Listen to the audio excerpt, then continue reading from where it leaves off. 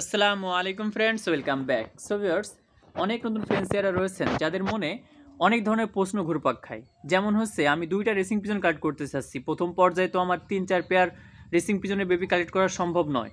So প্রথম পর্যায়ে আমি 2টা রেসিং পিজন কালেক্ট করতে চাচ্ছি। এই 2টা কবুতর দিয়ে কি আমি রেসিং পিজন লালন শুরু করতে পারবো? 2টা কবুতর কি আমি টস সাড়াসাড়ি ফ্লাই করাতে পারবো? এই ধরনের অনেক প্রশ্ন কিন্তু তাদের মনের মধ্যে ঘুরপাক খায়। সো এই ভিডিওর মধ্যে তাদের এই প্রশ্নের উত্তর দেওয়ার চেষ্টা করব। সম্পূর্ণ ভিডিওটা আপনারা কন্টিনিউ করবেন। স্ক্রিনে দেখতে পারতেছেন মাক্সি এবং রেড সেকার বলেন বা মিলি বলেন, রেড সেকার এবং মিলির মাঝখানে আর কি কালারটা। তো এই 2টা কবুতর কিন্তু আমি আমার লফটে রাখছি এবং তাদেরকে আমি কিন্তু ফ্লাই করাবো, টস চাষাড়ি করবো ইনশাল্লাহ, যদি আল্লাহ তাআলা রহমত করে। সো এই 2টা কবুতর দিয়ে কি সম্ভব? দেখেন অলরেডি এই যে এইখান থেকে কিন্তু আমার কবুতরগুলো চাইলে ফ্লাই করতে পারবে।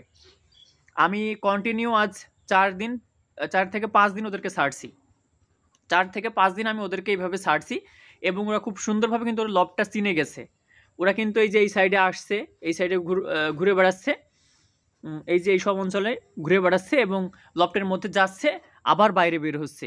ছোট থাকতে যখন কবুতরের বয়স 1-2 পর বা আপনার 0 পরে আসে, এই বয়সের বেবি যদি আপনি কালেক্ট করেন আর এই সময়টাতে যদি আপনি লোকেশন চিনান, ওদেরকে এইভাবে ছেড়ে দেন উন্মুক্তভাবে, টেপ লাগাবেন না, কোনো কিছু লাগাবেন না, কোনো কিছুর প্রয়োজন নাই, জাস্ট আপনি কালেক্ট করলেন আর আপনি লোকেশন চেনানোর জন্য এভাবে ছেড়ে দিলেন, ইনশাল্লাহ দেখবেন যে এই কবুতর আর কোনো দিনও হারাবে না। আপনি 2টা পালেন বা 3টা পালেন, আপনি বা 4টা পালেন, যদি এভাবে একদম ছোটো থেকে আপনি এভাবে ওদেরকে উন্মুক্তভাবে ছেড়ে দেন, আপনার লফটের মধ্যে ছাড়েন, এইভাবে উন্মুক্ত জায়গায় যদি এভাবে ছেড়ে দেন, দেখবেন যে ওরা ফ্লাই করে এদিক ওদিক চলে যাবে না। ছোটো থেকে তারা বুঝবে যে এইটা আমার থাকার জায়গা, এইখানে থাকলে আমি খাবার পাবো, এখানে থাকলে আমি পানি পাবো। এই জিনিসটা যখন ওদের মাইন্ডের মধ্যে সেট হয়ে যাবে, তখন কিন্তু এই কবুতর অন্য কোথাও যাবে না। ও যদি 500-700 কিলোমিটার দূরেও যায়, ওর মাইন্ডের মধ্যে একটা জিনিস ঘুরপাক খাবে যে না, আমি যদি আমার বাসস্থানে যদি যাই, ওইখানে গেলে আমি খাবার পাবো, পানি পাবো। এই জন্য কিন্তু কবুতরগুলা হাজার হাজার কিলোমিটার দূর থেকে বাড়িতে ব্যাক করে বাসায় ফিরে আসে এবং রেসে কিন্তু তারা রেজাল্ট করে।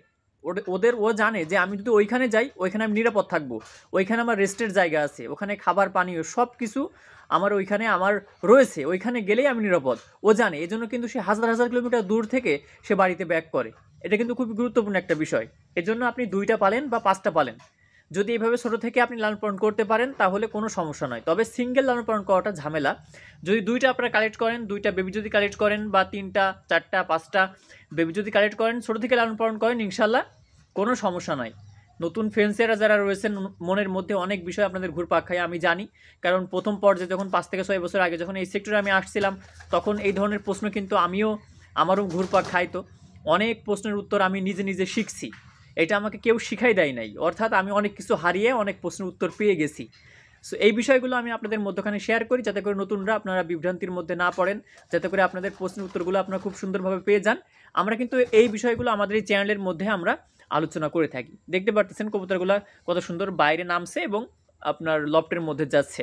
সো এইখান থেকে ইনশাল্লাহ আমরা আমাদের কবুতরগুলো ফ্লাই করাবো আর একটি ভিডিওর মধ্যে, সেই বিষয়গুলো ইনশাল্লাহ আপনারা দেখতে পারবেন।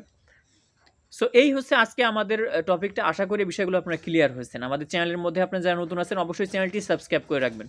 আর রেসিং পিজন সম্পর্কে আপনাদের কি প্রশ্ন আছে বা কি জানতে চান, আপনারা অবশ্যই সে বিষয়টা আপনারা কমেন্ট করবেন। এই যে এখানে দেখেন আরও কিছু বেবি রয়েছে, মাশাআল্লাহ, এখানে আরও সুন্দর সুন্দর কিছু বেবি রয়েছে। এই যে দেখেন 4টাই হচ্ছে আপনার সবজি। আর এখানে আমাদের একটা অসুস্থ কবুতর রয়েছে, ওর ওই যে আপনার বুকে ঘা হয়েছিল, অর্থাৎ কামড় দিছিল মশাই এবং চোখে, যার কারণে এই কবুতরটা অসুস্থ হয়ে আছে। এইটার হচ্ছে জোড়া হচ্ছে যেই পাশে, এই যে মাক্সি, এই যে মাক্সিটা হচ্ছে ওই কবুতরের জোড়া। সো সবাই সুস্থ থাকবেন, ভালো থাকবেন, এই দোয়া করি।